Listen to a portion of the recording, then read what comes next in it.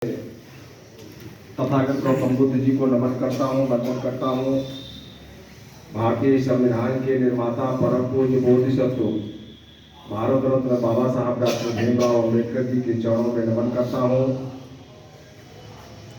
छत्रपति साहू जी महाराज, नारायण गुरु, महात्मा ज्योतिबा फूले सहित समय समय पर भारत देश में अवतरित सभी महान संतों, गुरुओं, ऋषियों, मुनियों के चरणों में नमन करते हुए आज जिनकी जयंती है, राष्ट्र माता माता सावित्रीबाई फूले जी के 194वें जयंती के अवसर पर मैं माता जी के चरणों में सतत नमन वंदन करते हुए देश में सामाजिक परिवर्तन के महानायक, सोती हुई कौम को जगाने वाले मान्यवर मसीहा साहब कांसीराम जी के चरणों में नमन करता हूँ। आज इस हाल में मौजूद परम श्रद्धेय बौद्ध भिक्षुगण, यहाँ पर मौजूद सभी हमारे बुजुर्गों, छात्रों, नौजवानों सहित मौजूद सभी साथियों का मैं आज इस पावन अवसर पर मैं दिल से आप सभी लोगों का स्वागत करता हूँ। अभी जो कार्यक्रम हम सब लोगों के बीच में चार्ट आउट होगा, निर्धारित किया जाएगा, उस कार्यक्रम को हम सब लोगों को तन मन धन से लग करके उस कार्यक्रम को बेहतरीन तरीके से यहाँ पे करने की आवश्यकता है। यह वो इलाका है जब बाबा साहब डॉक्टर भीमराव अम्बेडकर जी को कम लोग जानते थे। जो हमारे सीनियर लोगों ने हम सब लोगों को बताया कि लगभग 1970 के इर्द गिर्द, चाहे टांडा का क्षेत्र रहा हो, चाहे बसखारी का क्षेत्र रहा हो, चाहे अकबरपुर का क्षेत्र रहा हो, जलालपुर का क्षेत्र रहा हो, यानी कुल मिलाकर के फैजाबाद जिले के पूर्वांचल में बाबा साहब की जयंती सबसे पहले इस इलाके में लोगों ने मनाने का काम किया। उसमें हम सब लोगों के बीच में नहीं है पूर्व सांसद आदरणीय बाबू राम जी द्वारा, तो इलाका ये काफी डेवलप है, बाबा साहब को मानने वाले लोग हैं। लेकिन हमारे साथियों ने भी, कुछ साथियों ने बात को रखा, मैं उससे पूर्ण रूप से सहमत हूं कि जो आंदोलन आज के लगभग 20 साल पहले हमारे सीनियर लोगों ने गांव-गांव जाकर के लोगों को जागरूक करने का काम किया था, आंदोलन चल रहा था, वो तेजी इस समय नहीं है जो तेजी आनी चाहिए। निश्चित तौर पे हम पढ़ तो लिए हैं, नौकरी तो पा गए, लेकिन हम सामाजिक लड़ाई की तरफ हम उतना काम नहीं कर पा रहे जितना हमें करने की आवश्यकता है। अब कारण क्या है, उस बिंदु पर बहस करने की बहुत ज्यादा आवश्यकता नहीं है, लेकिन चूंकि बुद्धिजीवी लोग बैठे हैं तो चर्चा भी करनी चाहिए।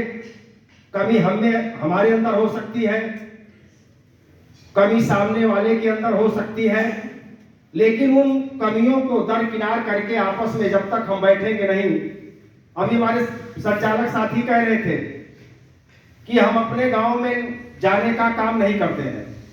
जब तक अपने लोगों के बीच में नहीं जाएंगे तब तक वो तारतम्य नहीं रहेगा।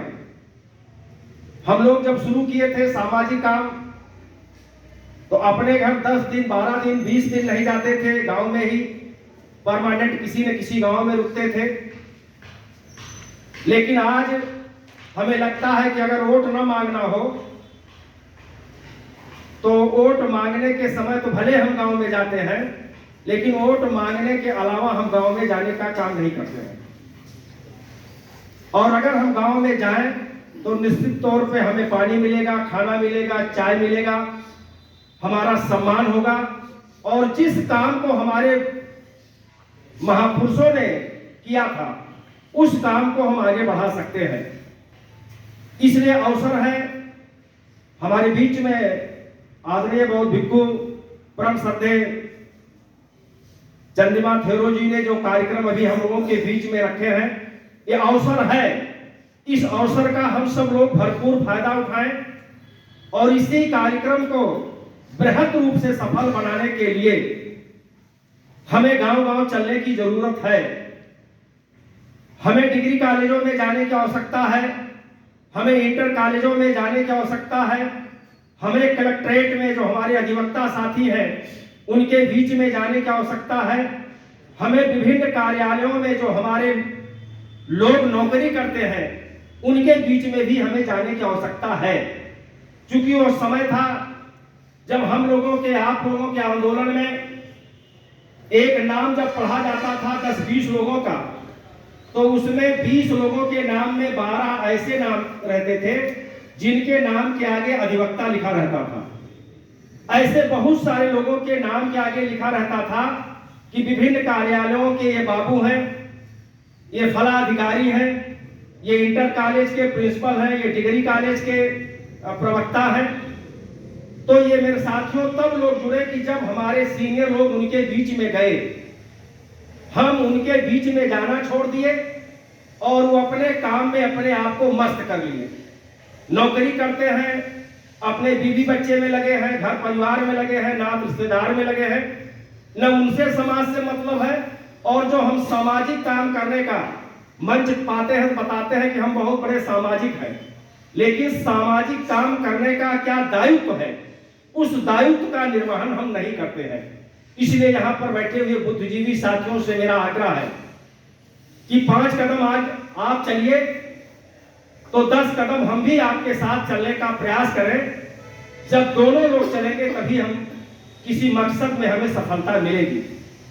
इसलिए अपनी बात को आगे न बढ़ाते हुए, चूंकि बहुत सारे लोगों के विचार आने हैं, मैं विश्वास दिलाता हूं कि जो भी कार्यक्रम यहाँ पे आज तय होगा, हम और हमारे साथी आपके साथ कदम से कदम मिला करके उस कार्यक्रम को बृहद रूप से सफल बनाने का प्रयास करेंगे। इन्हीं भावनाओं के साथ मैं पुनः माता सावित्री बाई फुले जी के चरणों में, चूंकि आज उनका जन्मदिन है, जयंती कार्यक्रम है, तो मैं पुनः उन्हें नमन करते हुए आप सब लोगों का दिल से आभार प्रकट करते हुए अपनी बात को यहीं पर विराम देता हूं। बहुत बहुत धन्यवाद। जय हिंद, जय भारत।